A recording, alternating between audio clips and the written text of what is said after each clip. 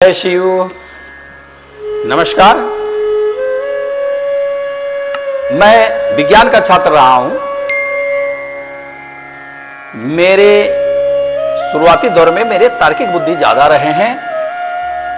मैं विज्ञान के कसौटी पर ही किसी चीज को देखकर समझ के उसको मानता था। जीवन बदला, कैसे बदला ये तो बहुत बड़ी कहानी है। जीवन बदला, बदलता चला गया और आज भी बदल रहा है। तो मेरे मन में जिज्ञासा हुई कि मैं ज्योतिष सीखूं, और ज्योतिष मैं जब अपने गुरु से सीखने लगा तो उस समय भी तर्क बुद्धि था कि ये पाखंड तो नहीं है। बहुत जगह पढ़ा हूं कि ये सब बेकार है, खाने कमाने की विद्या है, ये विद्या है, वो विद्या है। लेकिन जब मैं सीखता चला गया और जब मैं उस पर रिसर्च करता था, जब कुछ फल निकालता था, मैं कुछ लोगों को बताता था, धीरे धीरे उस विज्ञान के बारे में मेरी श्रद्धा बढ़ती गई। मैंने आश्चर्य में उसको देखा, अरे अद्भुत विज्ञान है, ये तो महाविज्ञान की एक कड़ी है जो ग्रहों के हिसाब से, नक्षत्रों के हिसाब से जो बताता है कि आपके जीवन में, मेरे जीवन में क्या क्या हो सकता है। अद्भुत विज्ञान है। अरे हर चीज में बुराई तो है। कौन ऐसी विद्या है जिस विद्या में पाखंड नहीं है, जिस विद्या में अनाचार नहीं है, जिस विद्या के आड़ में कुकर्म नहीं है। लेकिन वो विद्या गलत है ऐसा नहीं है, ये शुद्ध विद्या है। इस भारत, इस पृथ्वी की एक ऐसे विद्या है जो इस विद्या के मदद से, सहारा से आप अपने जीवन में बहुत सारा परिवर्तन कर सकते हैं। ऐसा है ज्योतिष विज्ञान।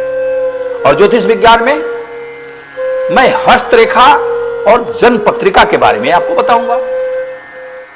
हस्तरेखा में जितनी भी रेखाएं हैं वो जो बहुत सारी दिखती है, बहुत प्रभाव रेखा जो नहीं दिखती है, मैग्नीफाइंग ग्लास से दिखती है, या हाथ पर पाउडर रख दीजिए और थोड़ा सा करने पर वो दिखती है, उसके क्या क्या प्रभाव हैं। हर अंगुलियों के माउंट पर्वतों का क्या क्या प्रभाव है, ये सब जीवन के सूत्र को बताता है, जीवन के भविष्य को बताता है, और भूत भविष्य वर्तमान सबको ज्योतिष बताता है। लेकिन ज्योतिष जो जन्म पत्रिका का आधार होता है वो इतना बृहद है, इतने सूत्र हैं कि वो समझिए कि आप समुद्र है, उसमें से जितने भी ज्योतिषी है थोड़ा बहुत ही जान लेते हैं तो बहुत बड़े विद्वान हो जाते हैं। पूरा जानने की बात ही छोड़ दीजिए। तो 9 ग्रह का आधार है, 12 राशियां है। मैं पहले भी आपको लग्न के बारे में बताया हूं, लेकिन आज मैं आपको इसलिए बताता हूं कि ये ज्योतिष हमारे और आपके जीवन में बहुत रास्ता प्रशस्त करने वाला है, बशर्ते हम अपनी पत्रिका को समझ ले या कहीं से दिखवा ले अच्छे ढंग से कि हमें अपने जीवन में क्या क्या करना चाहिए, क्या क्या छोड़ना चाहिए, हम कौन हैं, कहां से आए हैं, क्या करके आए हैं, इस जीवन में क्या क्या संभावनाएं हैं, क्या क्या हम कर सकते हैं। क्या हम बहुत मेहनती हैं तो क्या सफल हो सकते हैं? हम बहुत पढ़े लिखे हैं, बहुत मेहनत करने वाले हैं, फिर भी हम जीवन में असफल हो जाते हैं, ऐसा क्यों? तो ज्योतिष बताता है कि आपकी भाग्य की स्थिति क्या है और आपके दुर्भाग्य की स्थिति क्या है, आपके सौभाग्य की स्थिति क्या है। अब इसे आप कोई पाखंड से न जोड़े, ये विज्ञान है, शुद्ध विज्ञान है। इसमें पाखंड हो सकता है लेकिन ये शुद्ध विज्ञान है।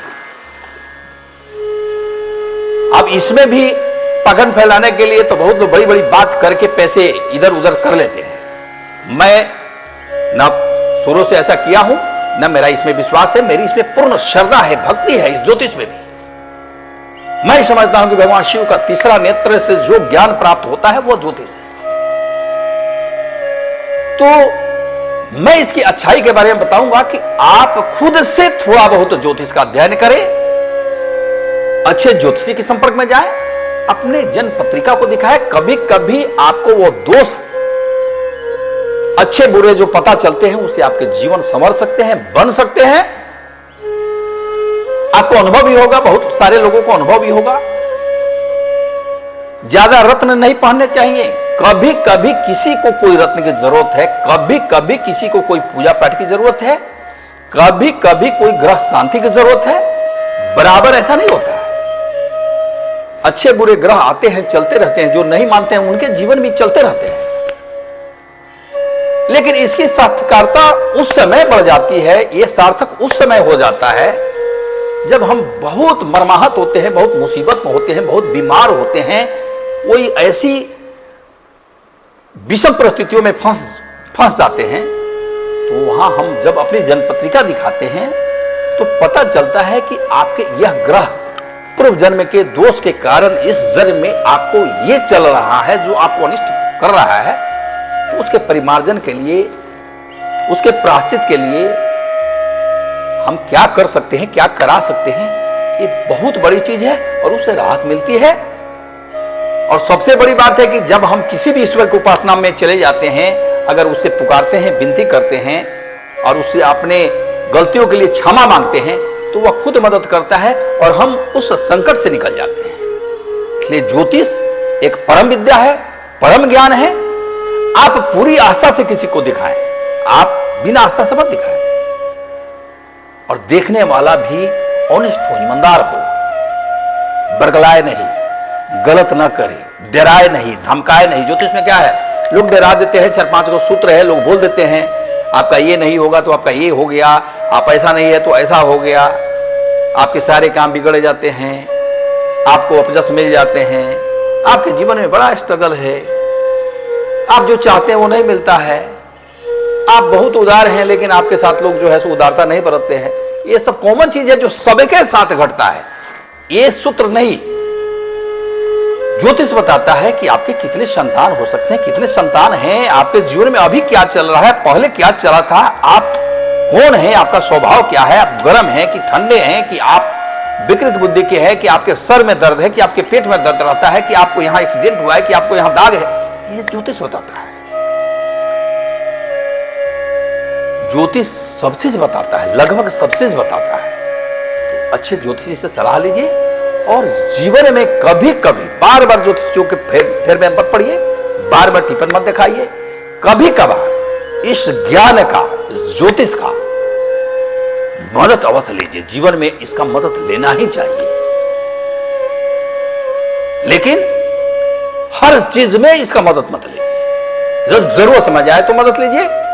वैसे ये बहुत परम पवित्र विज्ञान है, धन है ज्योतिष, जो एक दृष्टि देती है, एक जीवन देती है, एक मार्ग बताती है कि आप इस देवता को प्रार्थना करें, आप इस मार्ग पर चले, आप ये बिजनेस करें, आप ये काम करें, आपको इसमें सफलता नहीं मिलेगी, आप जो कर रहे हैं वो गलत कर रहे हैं, आप इसमें जाइए तो सफलता मिलेगी। और ऐसा होता है।